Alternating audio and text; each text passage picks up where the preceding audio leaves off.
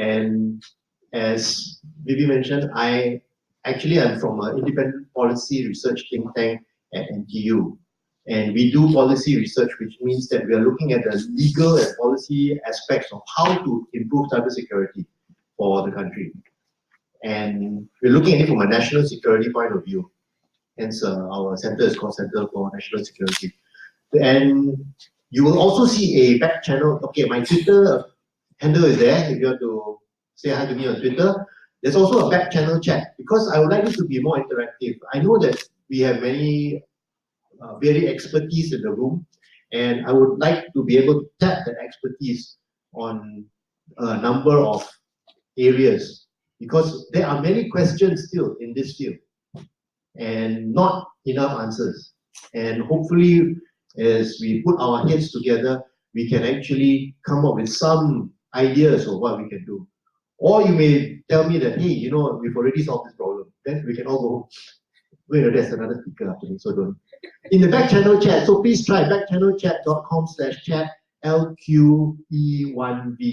And I will see you in here in case, but please feel free also to speak up from where you are. But this being Singapore, I understand that not everybody is ready. So now I've got 3 things to hold in my head. No, it's okay, I can do it. So the research that my team has been doing, looking at the smart nation and cyber issues, I think stems from this question: is why is the Internet of Things still so insecure? In this room, I don't need to explain to you that IoT is not secure, right? Does everybody know that IoT has big security problems? Yes. Yeah, everybody it's a given, right? I don't have to go through the long one. Oh, do you know you can hack into this, hack into that? So the question is, why is it still so insecure? And feel free to put in your comments into the chat. And some of the basic reasons we know is that the devices are built for price, for size, for speed of deployment into the customer. It's not built for security. The priority, whether you are the customer or the manufacturer, is been to get things cheap, fast, and good. And we know this thing, right? That of this magic 3, cheap, fast, and good, at the most you can only have 2 at a time. And that's not even having secure. Secure is not even cheap, fast, or good. So cheap, fast, good, and secure, if you can only have 2 out of 3 at any time, that means secure is rarely ever going to be one of the criteria. So we have already that problem. So we can say, no, you know, I want my IoT device to be secure. Then okay, are you going to pay for it? Not really, right? So that's the problem. And so this pretty graphic is a nice botnet taking over and attacking one country. Because we already know that there's been a wonderful demonstration, Mirai. All the CCTVs, all the routers taken over to launch a huge attack. And then we look around Singapore, and what do we have everywhere in Singapore? CCTV. Where do we have in a lot of people's homes to look after the security? CCTV. Has this problem been solved? Do you think that our home CCTV, the webcams that people have in their house, your neighbor has in their house, are they any more secure than they were last year? How many of you think that your neighbor has changed the password on their router? I don't see any hands. Huh?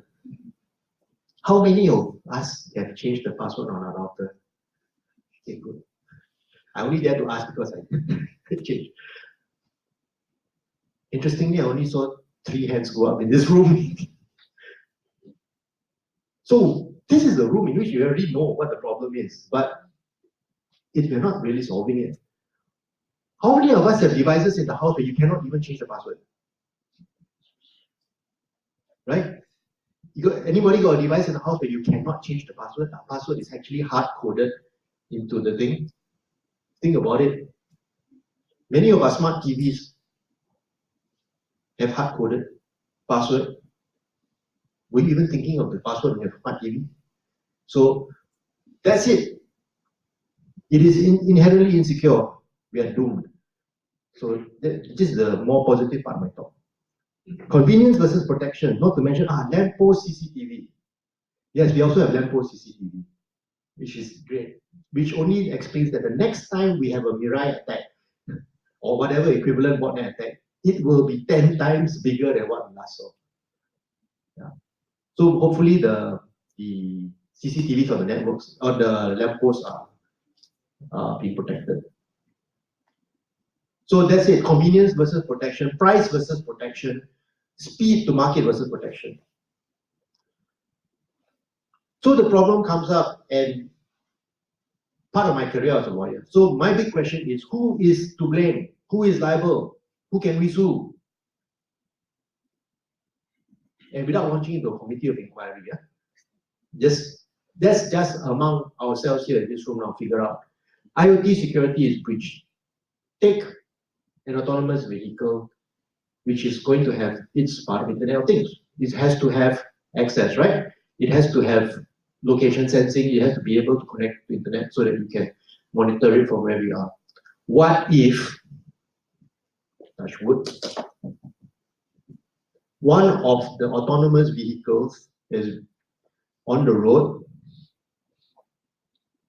is breached, and causes an accident, property is damaged, or somebody gets knocked down? Then who do we blame? Who should pay for the property damage? Who should pay for the poor victims' medical fees? Let's look at a few possibilities, and we'll go through them. First of all, number one, the hacker is to blame, right? The person who breached it and caused the accident should be to blame. But it could be anybody, huh? What is the difficulty in getting the hacker to bear the responsibility to pay for property damage and the medical fees? Number one, attribution. How are you going to find this person? The forensics that it takes to find this person, not easy. This is also hacking into vehicle systems is already proof of concept, has been out for years already. So let's say you can attribute, is the person even in the country to be caught? Remember the Messiah hacker that defaced the government websites, including the Prime Minister's website several years ago? Was not arrested in Singapore. He was arrested in KL. Thankfully, we had good cooperation from Malaysian police. But we were lucky. He was in Malaysia. What if he was somewhere else that is not as cooperative? So that's the difficulty, right? Hacker. And the hacker, let's say you catch them and you want them to pay for property damage. Let's say what could the vehicle have collided with? Something expensive?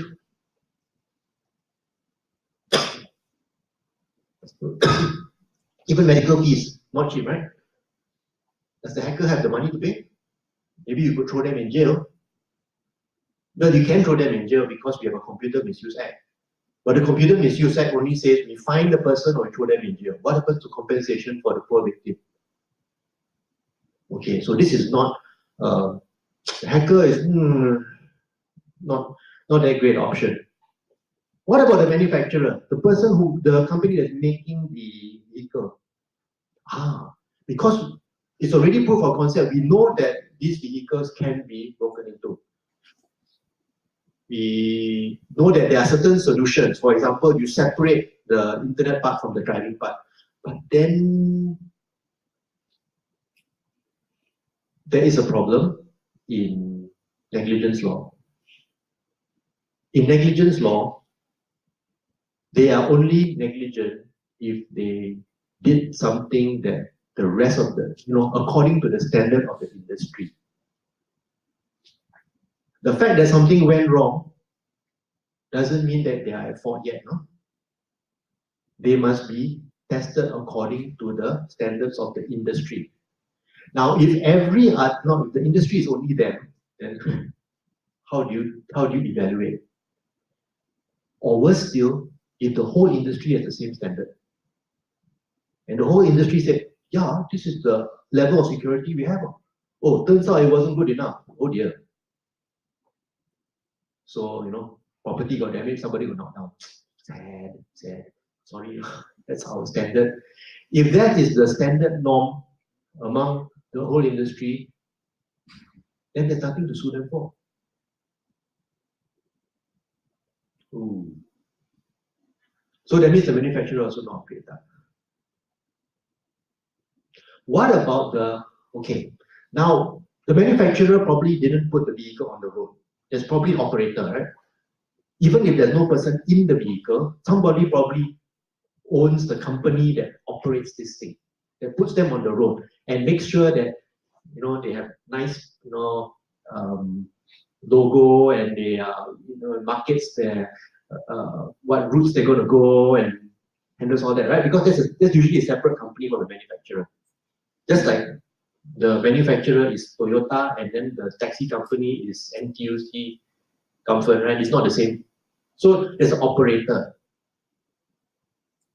Which is why if you get knocked down by a taxi, would you be going after NTUC or would you be going after Toyota?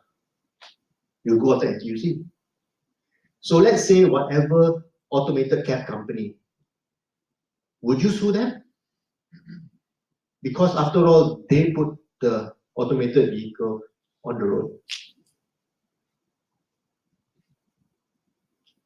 But then they say, we did our due diligence, and according to the standard of other cab companies, this is what we tested, right? And since I already said all the manufacturers have the same standard, this is the industry standard. What more can you expect us to do? So in theory, they are not legally liable yet. This is not getting better. Any ideas? I'm looking in the back camera chat. Anybody got some ideas of who to sue? No, there's still a post CCTV.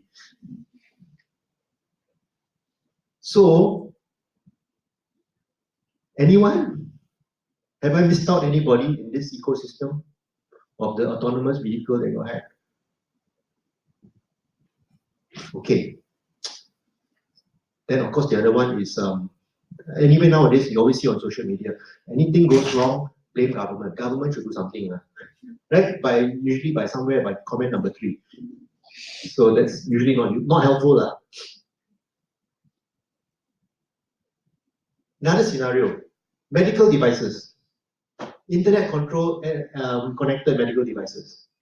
Can they be hacked? Of course. We have so many proof of concept. I love watching DEFCON videos, right? DEFCON videos are the most frightening things to watch on earth. It's just amazing, right? Actually, what's most frightening is watching them again 3 years later and realizing that nobody has fixed those things yet.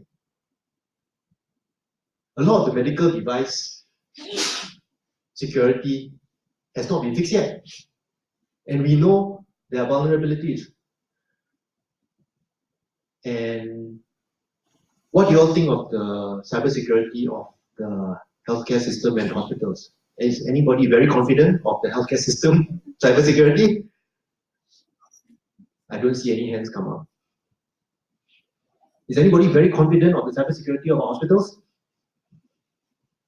Not really, right?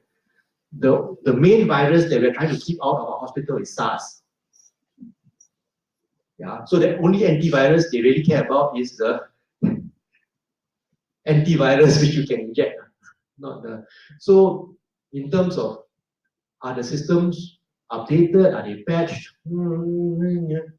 And actually, to be fair, when we check into a hospital or we check in our loved ones into hospital, do we do it according to the criteria of which one has the best security?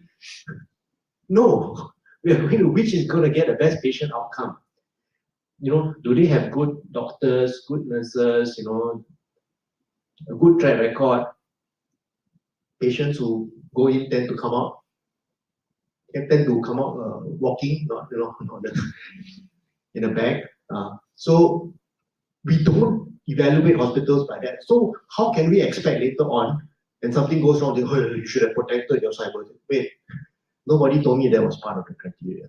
Okay, let's say medical device gets hacked. Patient dies because maybe they got the wrong wrong medication, wrong amount, and they die. So who should be liable? Come back to this. Should it be the hacker? After all, the hacker caused the death, right? But we have the same problem. How to find this person? Are they in the country? So in theory, yes, they are not only liable for the Computer Misuse Act, it also could be causing hurt, causing death, homicide, but how to get them? What about the manufacturer? The manufacturer of the medical device. So that comes back to the same thing. If it turned out that they were substandard, yes, of course, you could sue them if they were substandard. But if the whole industry were at the same standard, again, we are back to square one. And what about the user operator? Is it the hospital? So maybe you say, oh, is it malpractice? Huh? Malpractice. Now, having studied malpractice cases are determined according to what would other doctors have done. And seriously, when we have our doctors go through years of medical school training, and after that years of specialist training, I'm not really up to date with the medical school syllabus, but I don't think cybersecurity is one of the subjects. So if all the doctors are not aware, then the doctor is not at fault. So again, we come, anyone? Is anyone liable? Patient has died, We really are. Nobody's liable. So, last example, assisted living. This is actually comes from our Smart Nation website. We have Granny, who is now going to live independently because she's got a smart home that looks after her. The smart home will determine if she fell down and can't get up. The smart home will determine what all her needs are in the house. Be more complicated. What if somebody starts spying on Granny? Because all the systems just go to Shodan and you can get into all the webcams of the world, right? And then some weird, creepy person wants to go and spy on grandma.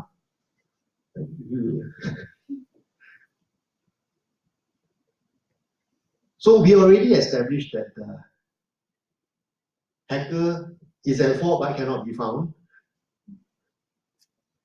The manufacturer, and here we have a problem because there are many devices where the manufacturer is not even in the country, right, to be sued. They are just a product that has been OEM and passed down through many things and come down through retail. The home webcam is one of the most disposable things that you can just buy at any neighborhood computer store. Now that computer stores are all over the neighborhood.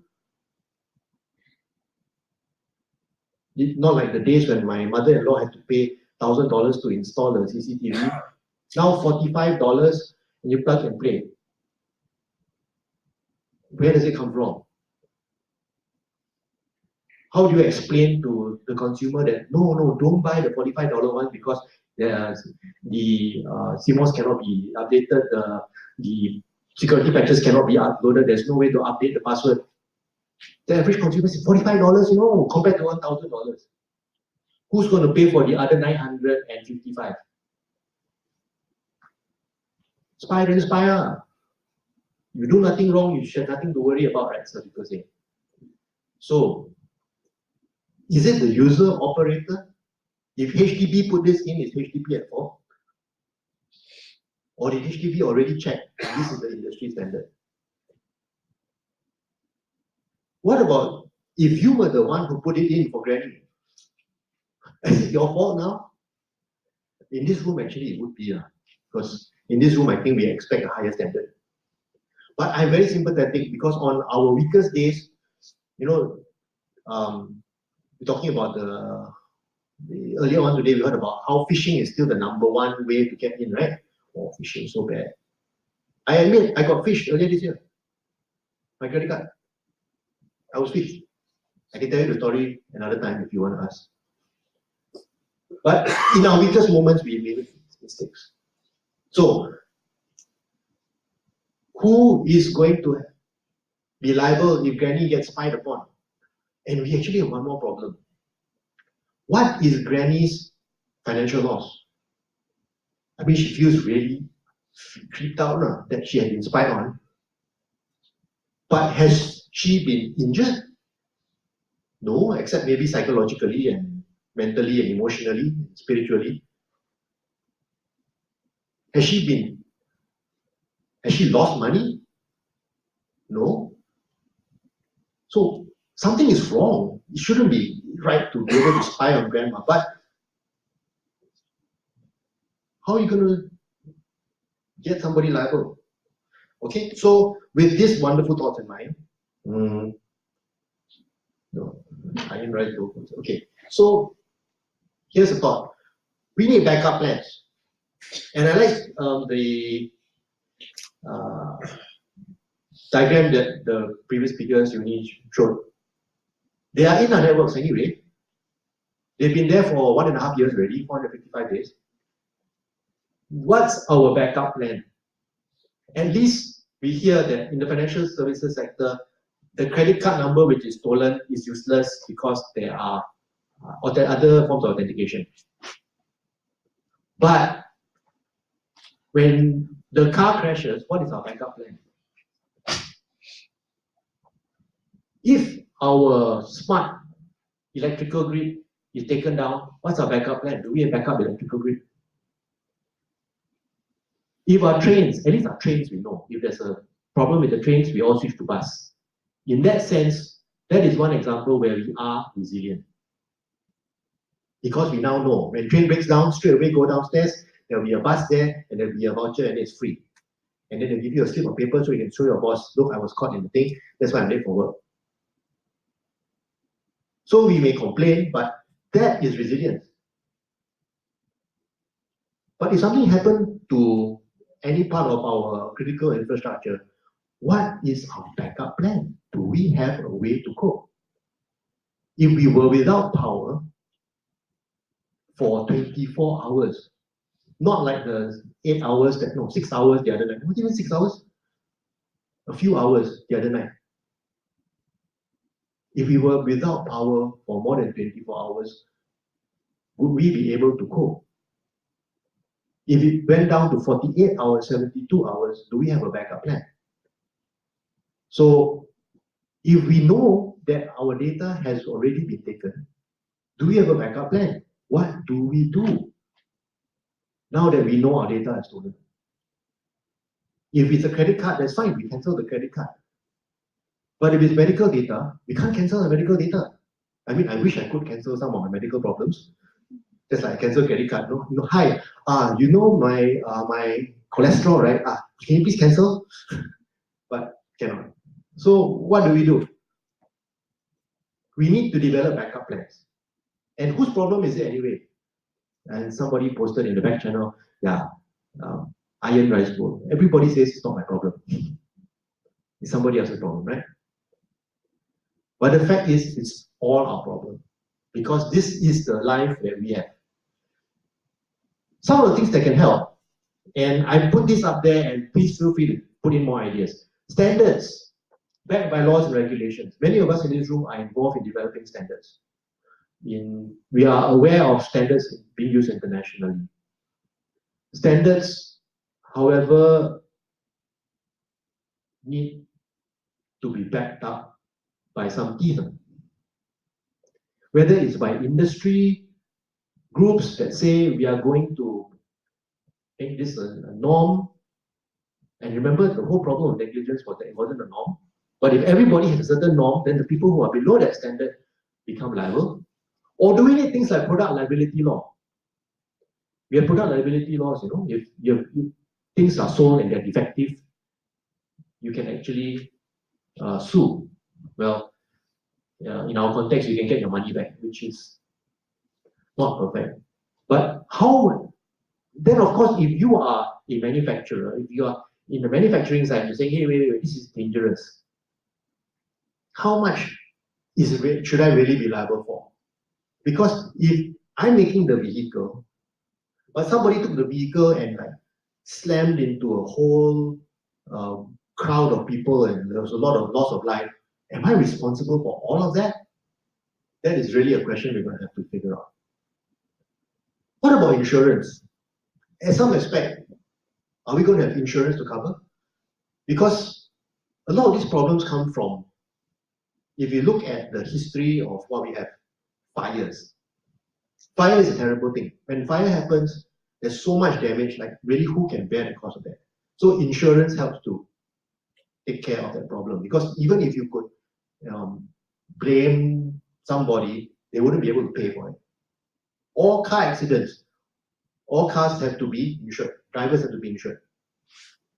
Because when you cause an accident and a loss of life, many times the person who was driving will not be able to bear the medical fees of the injured party. So insurance steps in.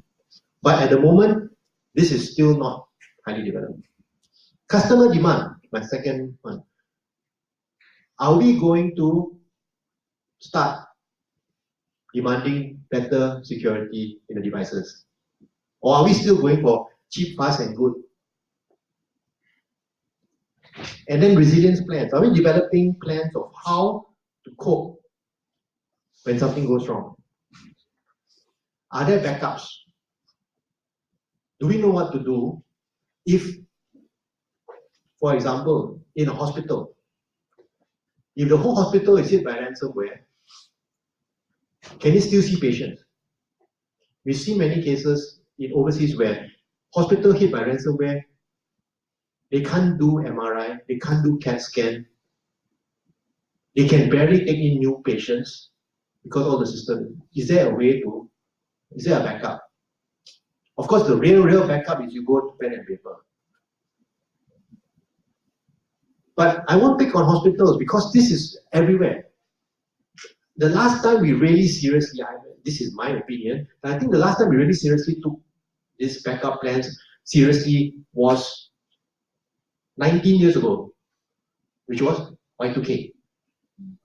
Y2K, we thought that the world was going to end, right? Can you remember how it felt? On December 31st, waiting for New Zealand to cross over and see whether they'll just disappear from the face of the earth. That year, we took business continuity pretty seriously. We thought we would be thrown into a dystopian, energy-less future, wandering the streets like Mad Max, scavenging for food. And it didn't happen, and we got complacent. So now, how good are our backup plans? Or do our backup plans depend on having technology? Do we have backup technologies? When we look at the case of WannaCry and Maersk, this is an international shipping company. Anybody from Maersk here?